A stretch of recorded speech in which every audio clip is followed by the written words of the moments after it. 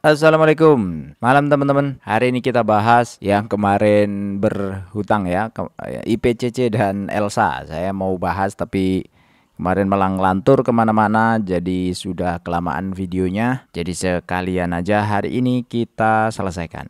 IHSG hari ini tembus all time high ya. Di sebelumnya 7.908, ini 7.910 ya. Tertingginya 7.910 pada waktu 19 September 2024. Hari ini 7.931. Jadi memang benar-benar tembus.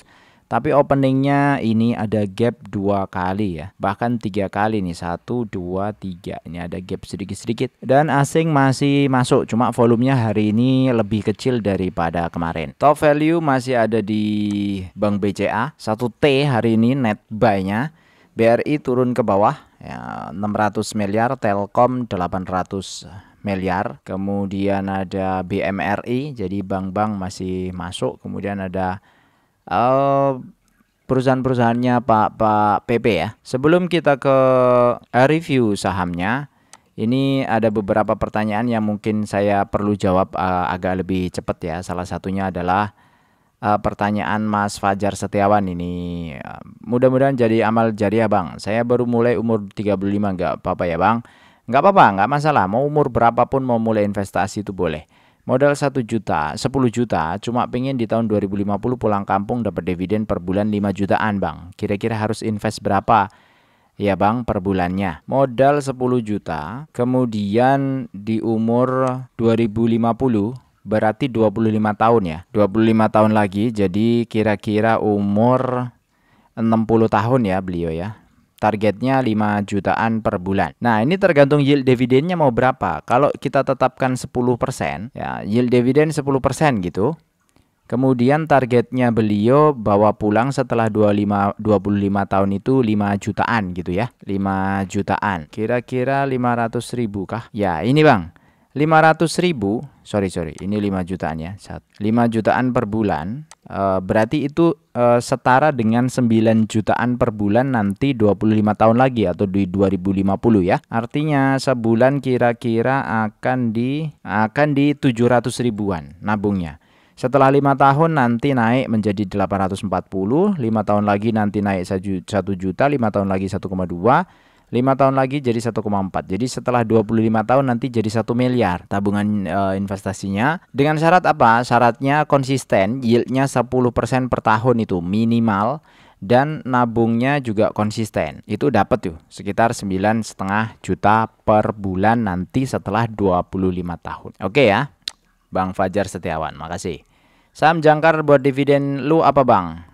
Saya nggak punya jangkar saham ya. Jadi saya itu salah satu ya orang yang nggak terlalu fanatik ke saham. Jadi mana yang bagus performanya itu yang saya jadikan acuan.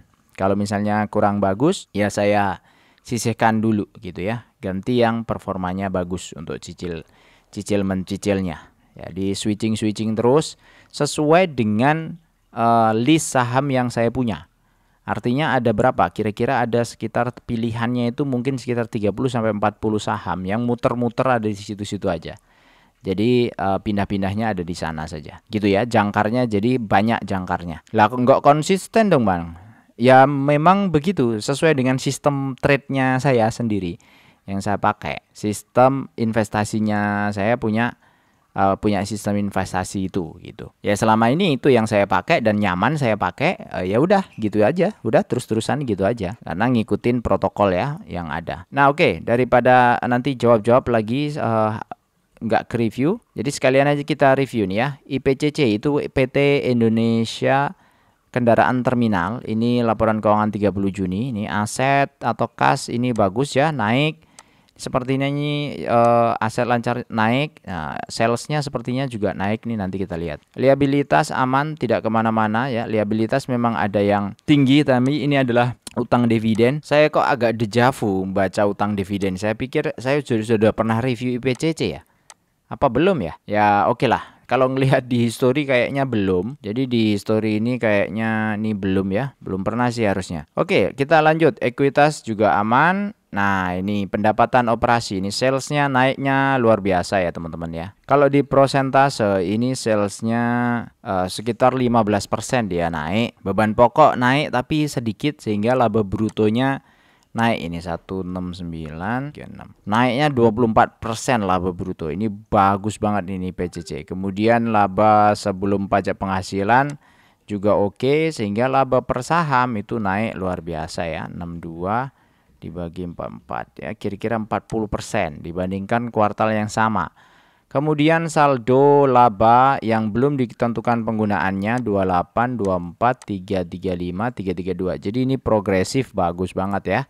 Naik. Kemudian arus kas dari pelanggan ini juga bagus. Nah, kita cek dari sisi penjualan apa sebenarnya yang menyebabkan dia naik ya. Nah, ini pendapatan operasi pelayanan jasa terminal ini naiknya luar biasa, 340 ke 395. Kemudian pelayanan jasa barang juga ikutan naik, rupa-rupa usaha juga ikutan naik. Jadi semuanya ini naik.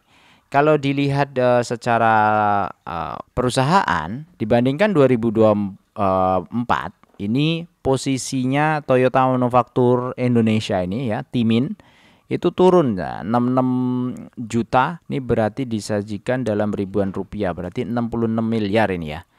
Temin itu 66 miliar jadi 43 miliar. Turunnya luar biasa. Tapi Bandar Krida Jasindo ini 2024-85 ini 106 miliar. Ini apa ini? Sepertinya ini adalah broker ya, broker mobil sepertinya ya. Nah, itu untuk IPCC jadi bagus kondisinya. Kemudian kita ke El Nusa. Nanti kita bandingkan sekalian pakai screener.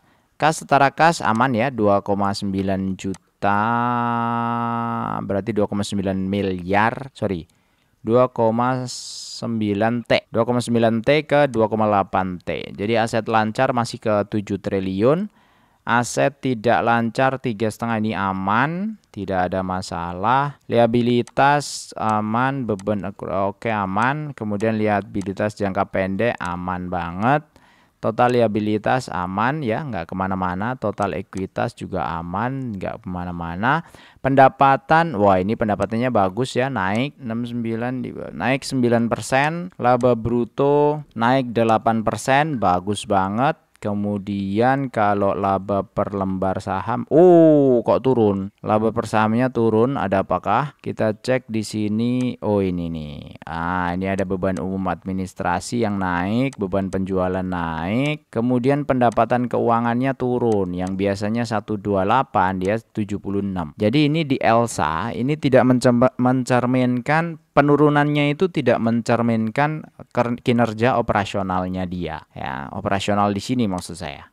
Di laba bruto kan naik, tapi di laba per lembar sahamnya karena laba periode berjalannya turun, jadi ikutan turun. Sebabnya kenapa turun? Karena ada beban umum administrasi dan pendapatan keuangan yang turun. Beban umum administrasinya naik ini. Naiknya luar biasa nih, banyak ya, lumayan banyak. Kita cek beban umum administrasi yang paling gede adalah gaji karyawan. Jadi bisa jadi ini diakru di awal kah? Jasa teknik oke naik, fasilitas kantor. Waduh, ini kantornya mantap ini, naiknya sampai berapa miliar ini? 8 miliar ke 15 miliar ya. Ini ya kita lihat di kuartal berikutnya. Kalau kondisi begini, apakah ini adalah akru atau bagaimana? Jadi nabung dulu ya kira-kira dari mereka. Itu untuk Elsa. Jadi penurunannya sebenarnya tidak selaras dengan kinerjanya dia sendiri secara operasional. Karena laba brutonya itu sebenarnya naik ya teman-teman ya. Terus saldo laba yang tidak dicadangkan, kondisinya so-so, tidak ada perubahan. Kemudian penerimaan, nah ini ya kasnya penerimaan dari pelanggan pun juga naik, tapi kok itu tadi turun. Nah kita bandingkan sekalian ya. Oke, masuk pertama adalah ke, ini diurutin aja sekalian. Nah masuk pertama adalah ke Elsa. Elsa kalau diurutin begini kita bandingin nih, ada 6 saham di harga sekarang. Posisi Elsa itu 484. 484 posisinya ada di sini. Jadi ini pernah naik kemudian pullback.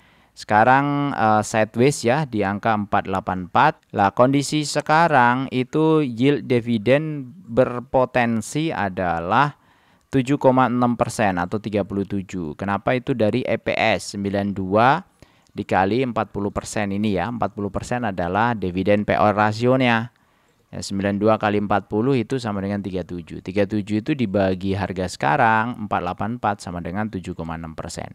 Itu Elsa, masih lebih baik daripada United Tractor di harga sekarang. Terus IPCC itu posisinya ada di nomor 2 nih kalau lihat begini ya. Harga sekarang 1110 tadi naik 0,5%. Harga wajarnya ya di 1100-an ya, karena yieldnya 9%.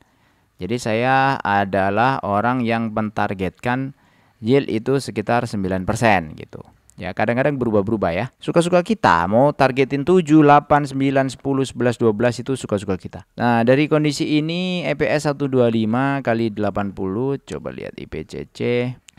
Saya ambil 125 itu adalah yang pesimisnya, berarti sebenarnya ada potensi di atas itu. Yieldnya IPCC itu masih 9% di harga sekarang, dan itu masih bagus banget. Padahal IPCC harganya sudah di atas ya. Nah, tuh udah di pucuk tuh sebenarnya. Coba kemarin ada yang nyicil nih di 735 nih. Nah, kan yang harga sekarang itu udah pasti floating profitnya luar biasa, lumayan itu. Ngaku ayo, ngaku siapa yang punya di area sini, asik. Nah, IPCC di harga sekarang itu masih segitu ya, yieldnya masih 9%. Jadi posisinya masih lumayan murah. Nah, yang tertinggi ada Hexa. Hexa 9,1%.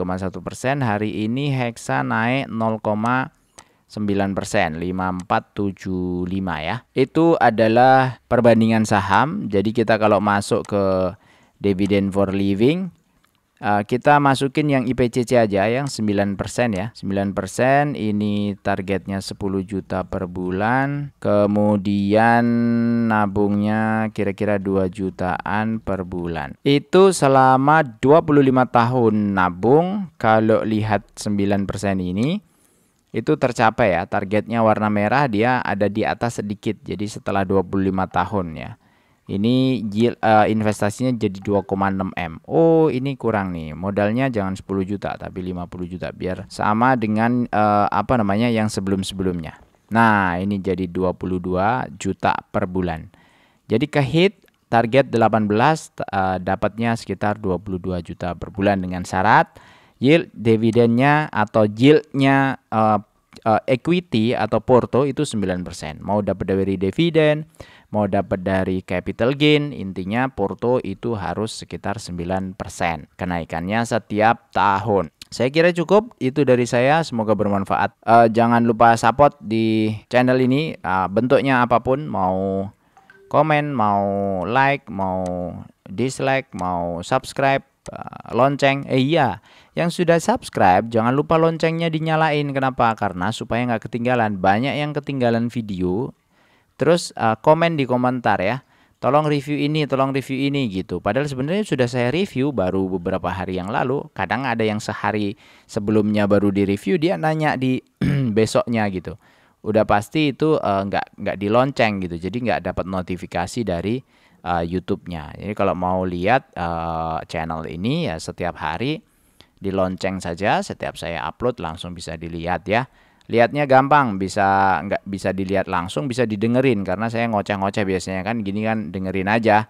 Bisa di mobil, bisa pas pulang kantor atau pas berangkat kerja. Pas berangkat kerja pagi-pagi juga bisa dengerin YouTube ya di mobil. Itu aja dari saya, terima kasih, semoga bermanfaat. Assalamualaikum warahmatullahi wabarakatuh.